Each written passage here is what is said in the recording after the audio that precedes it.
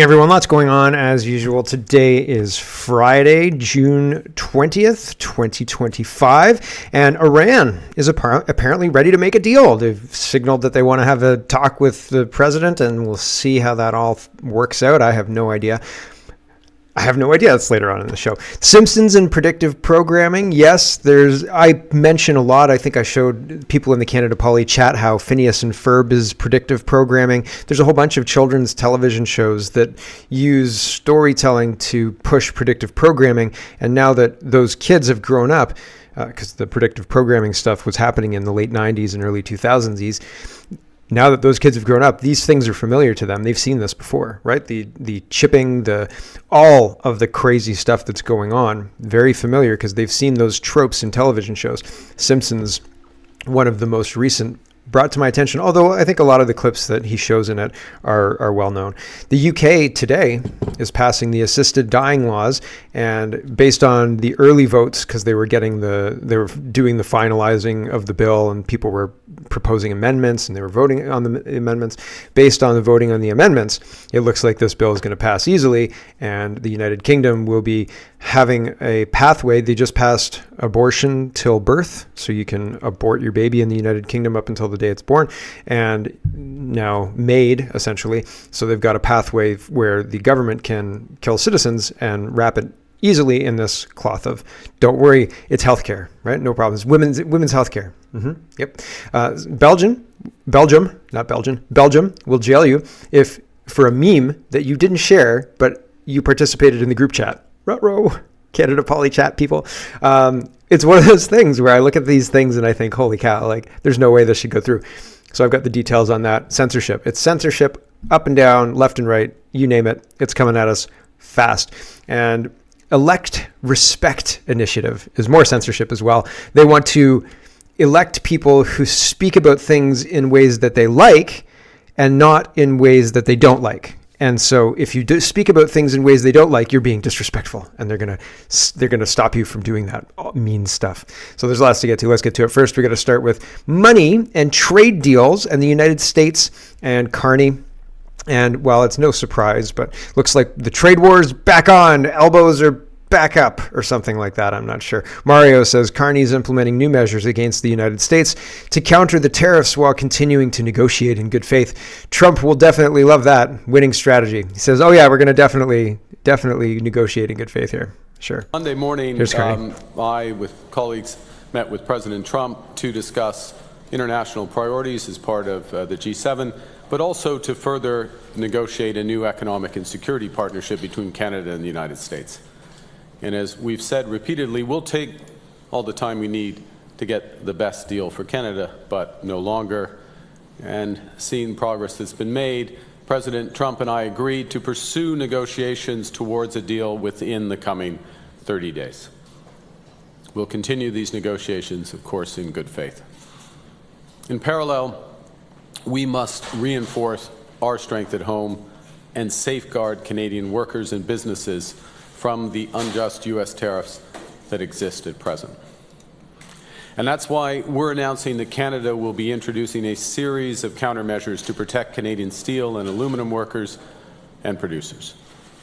And Monday, Jessica sent in a body language and language video kind of deconstructing Carney, and I think it's in this list somewhere, but it's very interesting the language he chooses to use, and the video, it's 15, 20 minutes, I think, maybe longer, and it goes through it, and I think it does a good job breaking down how purposeful the language that he uses is in order to evoke certain emotions in Canadians and cover for what he's really trying to do. So it's an interesting video, and I'll highlight it when we get to it because I'm sure I've got it in today's list. I just don't see it. So anyway, Mark Carney is talking about new trade wars with the United States. Not great. Here's Champagne talking about this too. And he's asked, why are you taking out $95 million?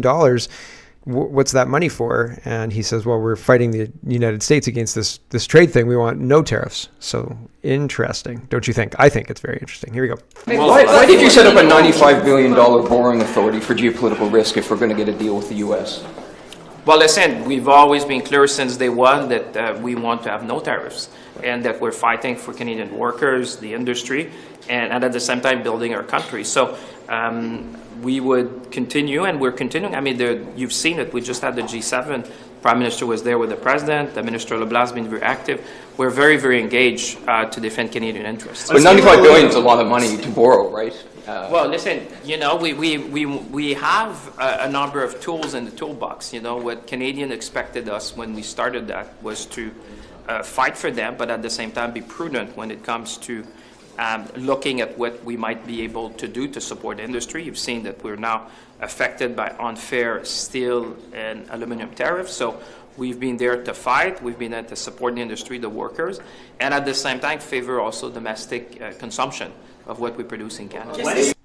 So he's talking about the steel tariffs, et cetera, and $95 million is a lot of money. Here's somebody else to tell you that Canada can't win in a trade war against the United States. This guy, it probably You're flashes. right. I mean, Mark Carney can talk as tough as he wants, but the fact of the matter is, almost 80% of our trade is south of the border.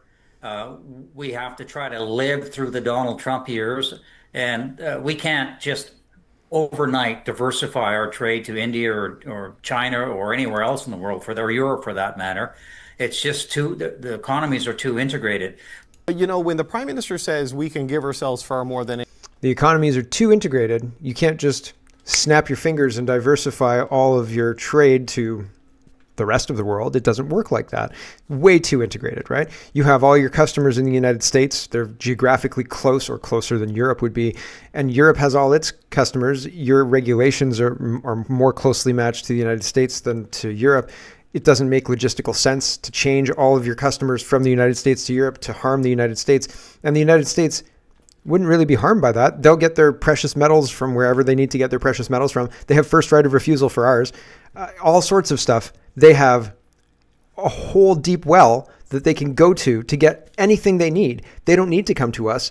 It benefits us when they buy from us. So what? It's insane. It doesn't make any sense. Holly Doan says Prime Minister's budget plan is ill-defined and may prove irrelevant, says Budget Office, the PMO. Mark Carney's proposes by 2029 to balance the operating budget are not an actual budget. The government has not defined how the new operating budget targets will be measured. PBO says. So the Parliamentary Budget Office, I think I said PMO, but I meant PBO. The Parliamentary Budget Office is talking about this. They're saying, listen, this isn't great. And having no budget impacts things. It impacts people. And it's not, I don't think it's good.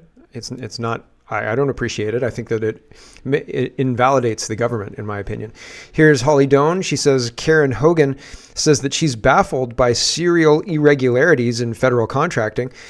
During our audits, we keep trying to figure out why we're seeing the behavior that we're seeing. And it's clear a little bit further down here. Conservative nonconformist says, I just read that, but Conservative MP Stephanie Kuzi said taxpayers were owed an explanation.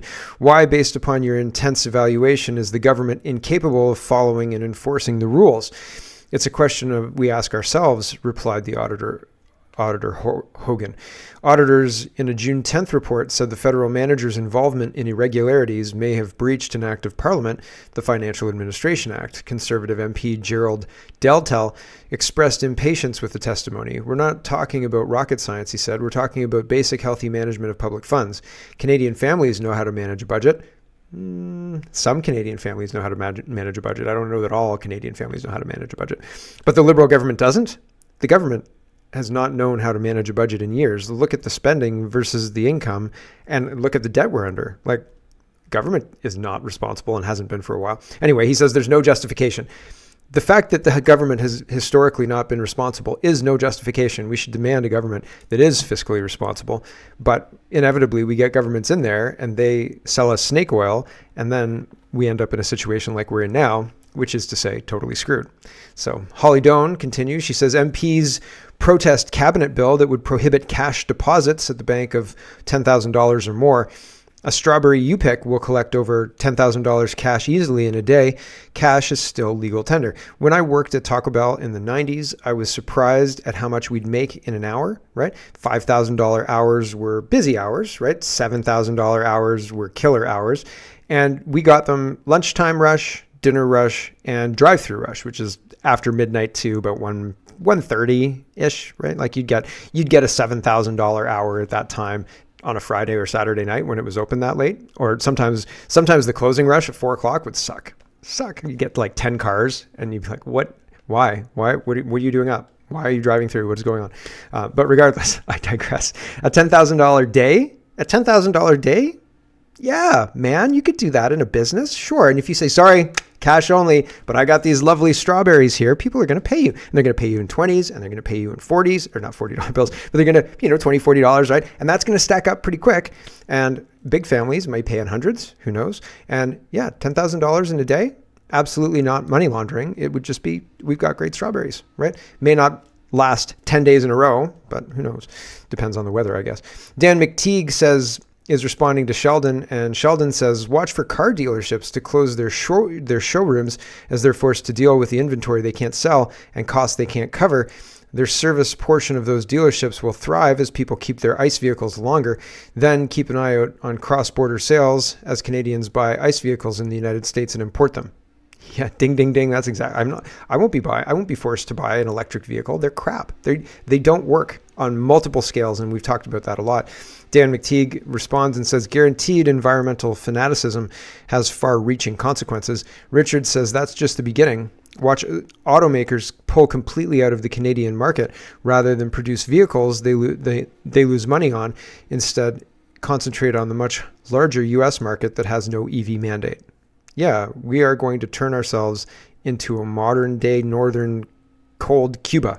And it's not great. That's not good. Like, that is a very bad outcome due to bad policy. And our government continually engages in this. And I think that it's interesting, the idea of car dealerships closing their showrooms because they can't sell product that they're forced to stock and make available that nobody wants, right? And the gradual longer term effects are that the automakers themselves leave the country because it's not viable, because what their bad policy is calling for isn't what we want.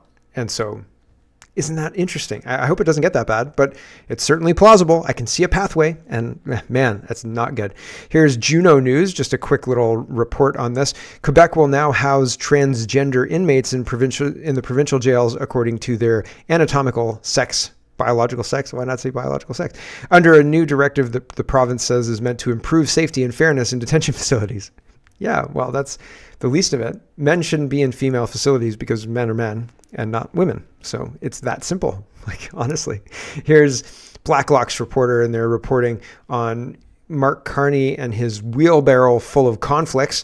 He will not be saved by indignation or blind trust. So, staff try to manage all the conflicts of interest for Prime Minister and Miss Carney, discloses the Privy Council. We're working very closely with the PMO to manage all the conflicts he has. So a wheelbarrow full of them. And I think it's interesting because she works for Eurasia Group. Evan Solomon works for Eurasia Group. Gerald Butts works for Eurasia Group, right?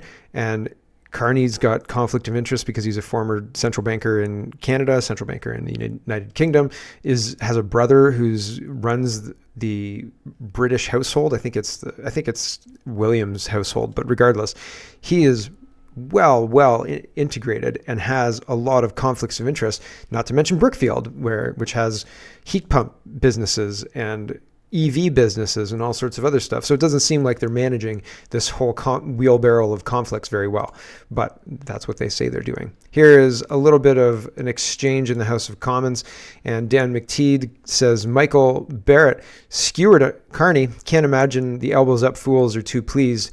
Again, I don't like the victim blaming. I think the Canadian elections are rigged, and blaming a subsect of Canada for the election result, we all got stuck with a Liberal government, and I think it was a rigged result, and I think that we shouldn't blame each other. We should stand up and say, no, you can't do this to us. It's a different tactic, but I just want to make very clear, I'm not on board with victim blaming. I'm not blaming any subgroup or any group at all for installing the Liberals other than the globalists who installed them. It wasn't the boomers, and it wasn't Zoomers, and it wasn't me, and it wasn't you. This is an attack on us, the country of Canada, and indeed the West, and it wasn't the boomers' fault. If we are united, we're strong. But if we're divided, we're very weak. And right now, we're very weak. And they want us that way. Okay, so hence I mean, I don't know if Dan's just playing into it. It's easy to play into, right? And I almost didn't even mention it, but I think it is important to mention. I think people fall into echoing these terms and stuff because it's easy, because it's a short form, because people understand what you're talking about then, right? I'm dissatisfied with this. Hope you're happy, people who voted for this. But I don't think anybody really voted for this. I really don't. Here's CBC Watcher. Michael Barrett flusters Carney on his conflict of interests, and Carney stands up and calls the speaker Mr. Prime Minister. So we'll watch, and then we'll move on. Here we go.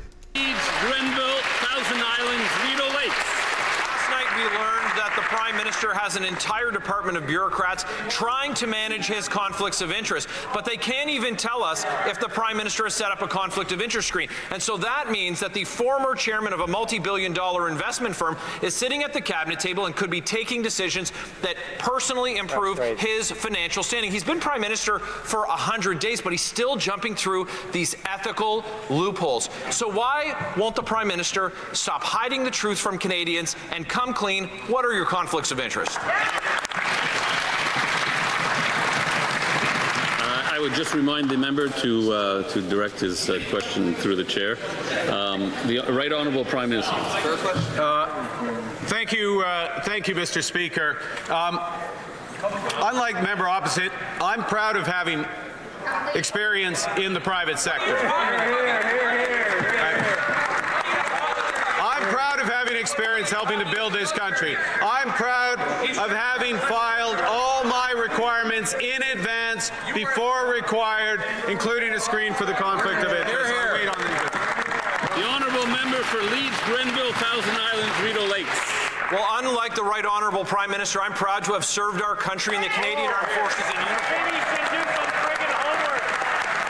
Do some homework. This Prime Minister seems to do whatever he thinks he can get away with. He voted for the Liberals' ban on gas-powered cars, while Brookfield is heavily invested in the EV supply chain. We know that he used offshore tax havens in the Caribbean to avoid paying Canadian taxes. His own department won't even say if he set up conflicts of interest screens. So instead of maligning people who serve the country in uniform, why doesn't he stand up and come clean about his conflicts of interest? The Right Honourable Prime Minister. Mr. Prime Minister, sorry.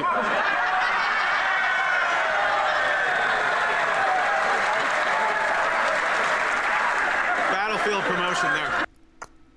Is this a joke to this guy? Honestly, it's ridiculous. It seems ridiculous to me. Okay. Here is Juno News, and it seems no election is on the horizon. All of these theatrics, all of this back and forth, all this, I'm proud of my service and rah, rah, rah, rah, rah, all this stuff. It's just a show. We're not really going to get any kind of resolution to anything because the Conservative Party are supporting this Liberal government. The throne speech passed on division. They tacitly support it. They didn't vote against it. They let it go. And so I don't see a plan to go to any kind of election soon. And here's the MP stepping down to allow Pierre Poilievre to run in the by-election to get into the House of Commons. So we've got another month of this at least. Like, the government is not falling anytime soon. There's going to be no vote that says no confidence anytime soon. All of these signal to me, right? Hope I'm wrong about that, but it seems like pretty set in stone. Juno News is reporting Conservative MP Damien Kay has officially resigned his seat in the House of Commons to allow Conservative leader Pierre Poilievre to run in the riding. So there you go. And by-election will be called soon, I guess. The food professor, and I think probably Pierre Poilievre will win. But what do you think the Conservatives do if he doesn't win? If he doesn't win, he can't remain leader. And if he doesn't win, Jason Kenney becomes leader of the Conservative Party. Because they're not going to let Michael Barrett do it. It's got to be something. They might let Andrew Scheer take it on again, but I'm sure they're going to parachute somebody in. And Jason Kenney has been making all the right noises. He sounds very liberal, right? Very liberal indeed. And the globalists love it. They want him in there ASAP. Get this Pierre guy out of there. He's way too much of a pain in the ass. And Jason Kenney will make a good show of it. And he'll almost say, no, I couldn't possibly. And then he'll embrace it, and then maybe he even become the next prime minister because Carney's like, oh, forget this, I'm out. They'll move Carney. They'll move him because he's too important a piece, and this is a limiting a limiting thing for his talent or whatever, I'm sure, because the prime minister is limited by the country, right? So I guess the central banker is limited by the country, but he could go to different countries, right? He's been central banker in two. I digress. Food professor is talking about this. The biggest victims of Bill C-202, which protects supply management from trade concessions, aren't consumers, it's dairy farmers. Parliament keeps telling them everything's fine and dandy, but it's not. No, of course not. Real Agriculture says the swift passage of Bill C-202 through Parliament has polarized reaction from Canadian farm groups. So yeah, some people like it, I guess, but a lot of people don't. And so we'll see how all of this works out. But saying that you're going to get rid of interprovincial trade barriers and then moving to shore up interprovincial trade barriers through legislation that protects them in law in trade negotiations, well, that's sending mixed signals at best, right? Like, here's the MPs, the Conservative MPs, upset that the Liberals keep shutting down all of the committees and things done to study everything. And my argument, again, is the same. The throne speech passed on division. You didn't do anything to stop these people. Why do you think complaining about it now is going to do anything about it? You could have maybe had a chance to save your credibility and vote no against the throne speech and force the Liberals to get the votes to have confidence, right? But you didn't. And so now we're sitting here and they're in charge. Apparently they've got a majority on this committee as well, who all want to go on summer vacation, and the Conservatives are just so upset. And you did it to yourself, you guys, right? Like, there's absolutely no one to blame. Look in the mirror. This is what you've done to yourself. And ineffective doesn't even begin to describe it. Batting for the Liberals, I think, does. So here they are pretending to be upset about going on summer vacation. Garnet Genius says, shocking, Liberals block summer study of student unemployment, then abruptly end the committee meeting. Conservatives want to work together to address student unemployment. Liberals pretend to care and then pulled their support at the last minute. So... Hi everyone, we just wrapped up the first committee of HUMA, and really a surprising turn of events. We're shocked. in the middle of a major student unemployment crisis. 1 in 5 students are unemployed, and in good faith we put forward a motion to do a summer study of the summer student unemployment crisis. We believe that parliamentarians should be willing to get to work over the summer so that students can get to work as well. Now, the Liberals initially said they were willing to do the study, but they wanted to change the date. We wanted the hearings to be completed by the end of July. They said the end of September. We tried to propose some modifications to that. In the end, they got what they wanted completely on date. The committee agreed to extend the date to the end of September. And then at the end of the meeting, they voted against doing the study at all, and they voted to adjourn the meeting right away. I asked, can we come to some consensus? Can we figure out how to do this in a way that you would agree? And they voted to adjourn and ran for the hills. Really shocking. Parliament didn't sit until May 26th of this year. It's going to adjourn at the end of this week. So we said, at least let's get committees back to work so that we can study the student unemployment crisis. Liberals opposed any study of the student unemployment crisis in order to protect their summer. Then they voted to adjourn the meeting right away. Just unbelievable behavior by the Liberals at this first committee meeting. There you go. So there's that happening, and it's happening not just in that committee and another one too. Shannon says, Liberals scramble to adjourn Natural Resources Committee so they can go on summer vacation. When I tried to move a motion that called on Liberals to repeal their anti-energy bill C-69, C-48, the federal industrial carbon tax, and the oil and gas cap, that's the only one of its kind in the world that threatened Canadian energy security, self-reliance, unity, and sovereignty. They adjourned everything. So here's this, and here we go. Well, Chair, I guess I'd contest that, because since we missed an important part of the meeting that you said we were going to do before a motion to adjournment was made, obviously we're moving backwards in the agenda. That wouldn't count. I've asked to speak. In the course of my comments, I, of course, would like to move a motion that wasn't on notice, but since we haven't met before, this is, of course, my first opportunity. And it is that given that Trudeau-era anti-energy laws, including Bill C-69... Mr. Danko. Mr. Gay. And this is the vote. So they vote to adjourn the meeting and ran out. So again, I wonder, why do the Liberals have a majority? They have a minority government. Do the Liberals get majority on the committees? I don't understand. CTV is reporting Quote, we cannot waste any time. Anita and Ann promises, quote, action and reform in foreign affairs. Oh, well, I mean, when you're taking over from Mel Joly, action and reform seem, again, like a small thing that you have to do, because I would imagine the entire department's in complete disarray because Mel Joly was more playing dress up than doing her job, unfortunately. So again, I don't trust Anita and Ann. The kickbacks to her husband are concerning and don't seem to be drawing any kind of look or second look from anybody. Everybody's, very excited. She's done this and that and all sorts of other things. And I can't help but question why anybody thinks that the exact same team would deliver a different result. This is the same team with the same people plugged into different outlets, and it's going to be just the same, right? Just because it's not Chrystia Freeland, or just because it's not Dominic LeBlanc, or whoever was the last person in foreign affairs, Mel Joly, et cetera, et cetera, et cetera. They've done a terrible job on every file. Why would we expect anything different? And yet now they're saying, we're going to do lots of action. And just right after our summer break, we're going to go on summer break, and then action. Right then, after the summer break, action, right? Like bullshit. What absolute nonsense. And so we're supposed to believe this? I'm not convinced. How did she get reelected? National Post is reporting Liberals show no signs of limiting MAID despite extremely concerned UN report. So the United Kingdom today just voted MAID in, and Canada's going full throttle forward with the MAID, et cetera, et cetera. And again, it doesn't help our citizens. It helps the straining healthcare system, but it incentivizes the healthcare system to offer this quick fix of let's kill you instead. That'll end your suffering good and quick. And then we don't have to, you're a footnote in costs as opposed to years long of, medical care and appointments and medications and all sorts of other stuff, like modifications to your home, modifications to your car, modifications to everything. Super cheap compared to all that, to just, quick MAID injection, right?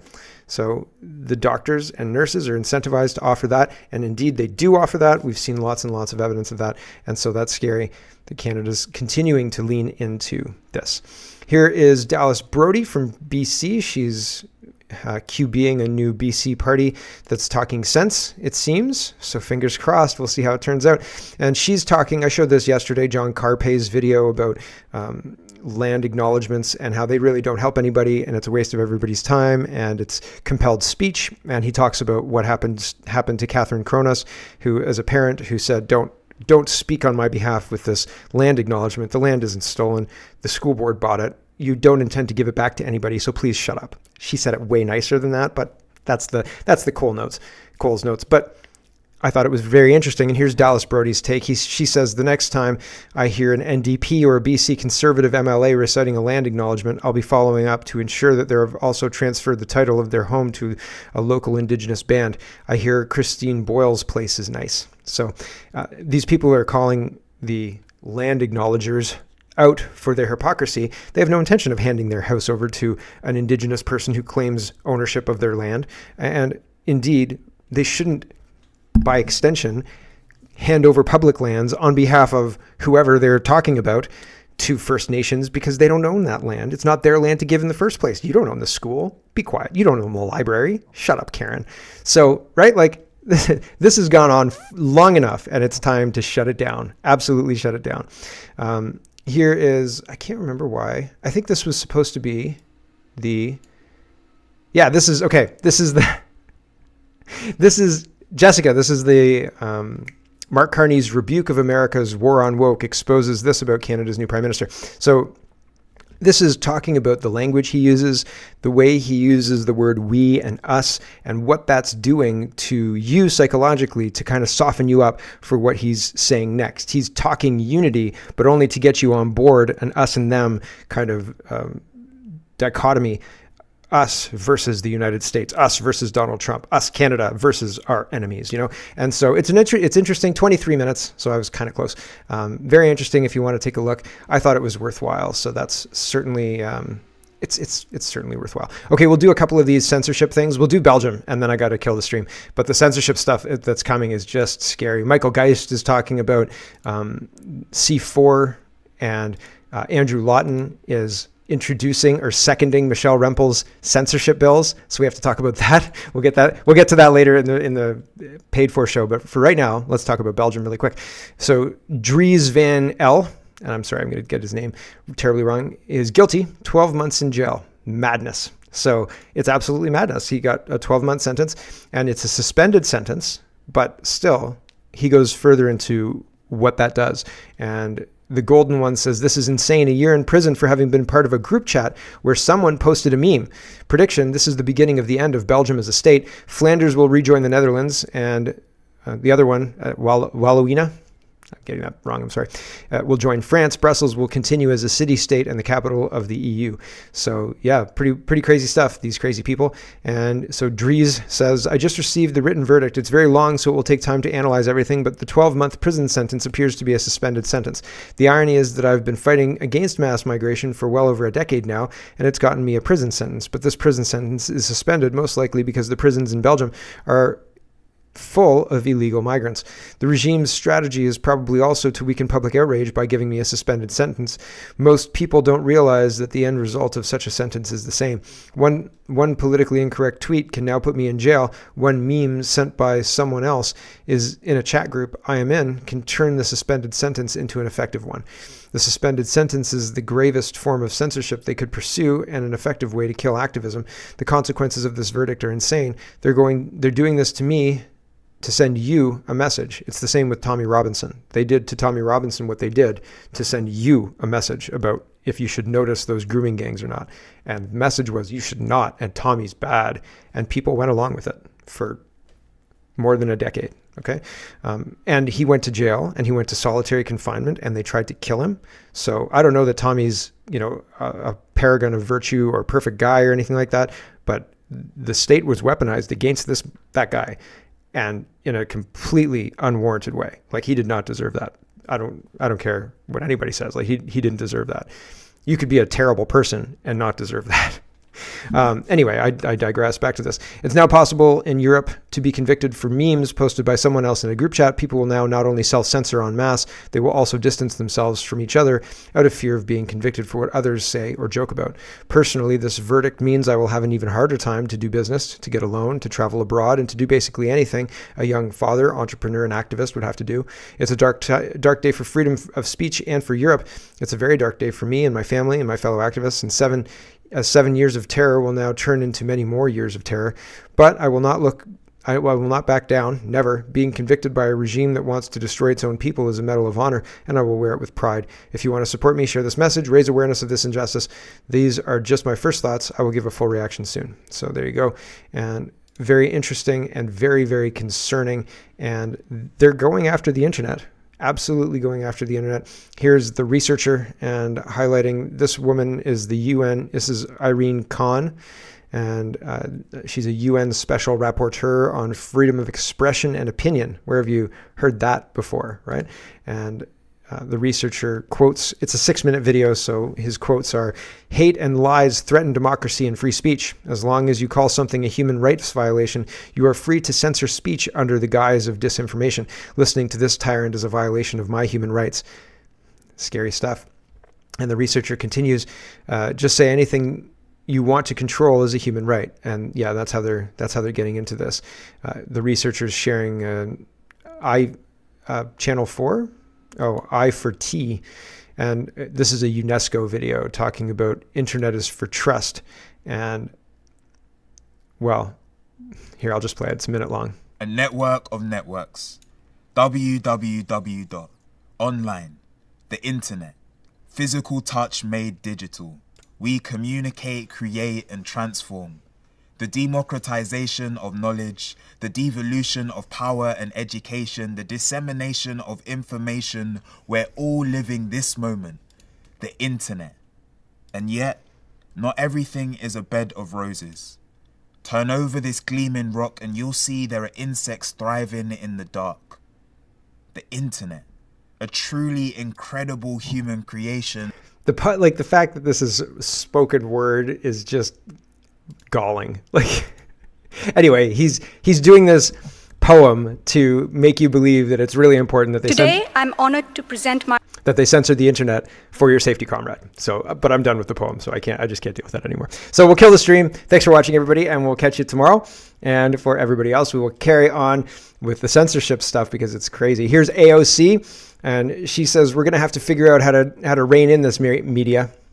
This was maybe a little bit better than the poetry thing, but here's AOC and her crazy eyes. You know, I do think that several members of Congress in some of my discussions have brought up media literacy because that is a part of what happened here. And we're going to have to figure out how we rein in our media environment so that you can't just spew disinformation and misinformation. It's one thing to have differing opinions, but it's another thing entirely to just say things that are false. And so that's something that we're safe and effective. Like, borders don't matter, right? What's misinformation and disinformation there, AOC? All of the stuff that the Democrats say is misinformation as well. It depends on your frame. So you want to silence anybody who you don't agree with? It doesn't work like that. Not a Number says Australia. Hello, everyone. Thanks very much for watching. This is just a short version of a longer show. If you'd like to get the whole show, you can go over to CanadaPoly.com and sign up for a subscription. Just look in the drop-down tab for Shop and Donate and look for subscriptions, and you'll get immediate access to the full show. Love to see you. Thanks for watching, everybody. Have a wonderful, wonderful